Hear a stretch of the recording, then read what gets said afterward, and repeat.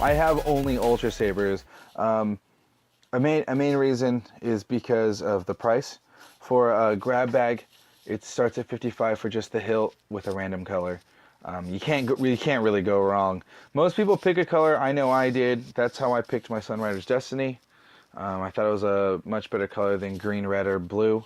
Or orange, I guess, was the other of the cheapest of colors. But I did pay to get this one. Actually, I did pay for a Cobra Tech. Now that it's all coming back to me, I paid for them to install the Cobra Tech. I found out it's a lot easier to do it yourself afterwards, but this was my first Saber over a year ago, and I still use it. I did pay extra for a lithium-ion setup. My biggest gripe so far is that I've had to resolder this. I actually have electrical tape over it just to make sure it stays. I don't have a recharge part. When you pull this out to change out my lithium-ion batteries, you're putting a lot of wear and tear on the wires and the soldering. So I just put electrical tape over the wire just to make sure it stays, and then I angled it properly so it stays snug in there.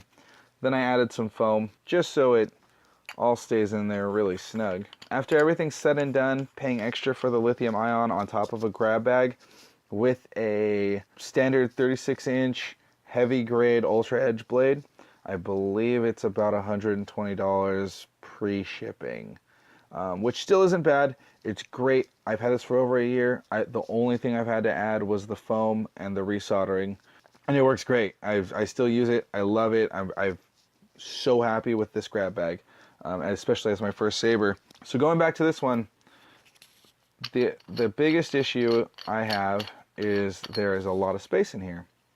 A lot of space in there. There's a good, I don't know, let's stick my finger in there. About 2 inches, 2 solid inches. There's a lot of space in there. I'm going to shove some foam in here, obviously, and this only goes about ½ an inch, so I got to cover 1.5 inches of foam. As you're going to hear right now, the jokes are going to come from this right now. I can feel it. It just moves around a lot. So, whereas this one, that's a little back and forth just because it's a skinnier 2-battery chassis.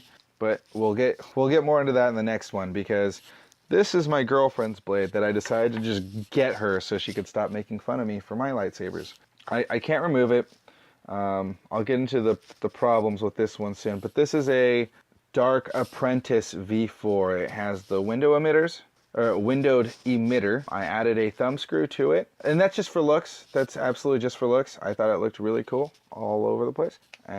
Once again, this actually, since it's a V4, I believe that's what they did, is they added the exact same pommel that's on that Initiate V4 that I just got.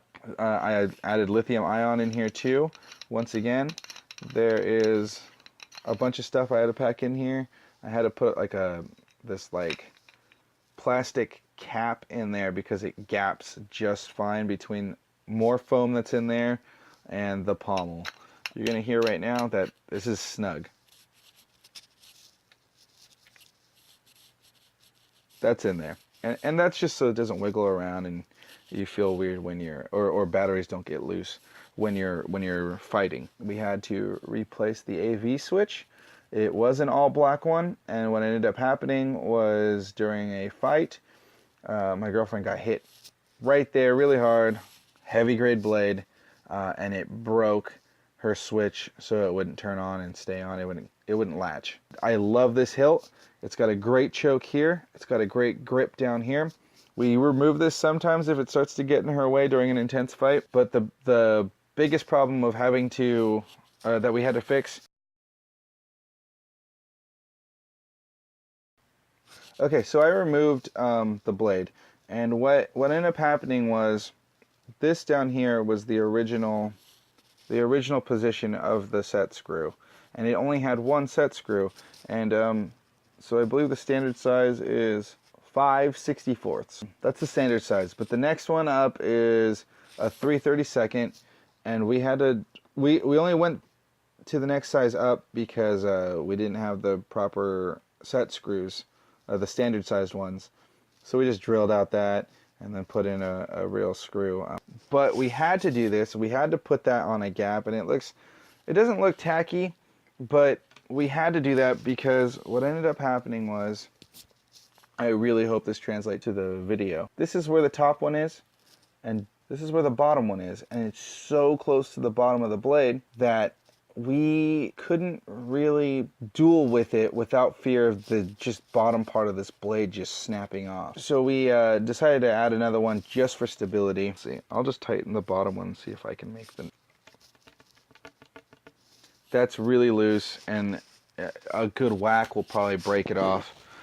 Even though these things are really durable, there's just not enough leverage at the base of this blade to keep it in there. But now I'm going to tighten the top one. And now there's like still a small clicking, but it's not wobbling. That's probably just from the gap in here, small gap. Other than that, it's been a really great blade. It really served my girlfriend very well. And her blade is in the Violet Amethyst. Really pretty blade. I really wanted it, but it looks better with her, so I can't complain. But it looks really, yeah, it looks really good. It's a really lightweight hilt, and it's really great for one-handing if you're into one-handing.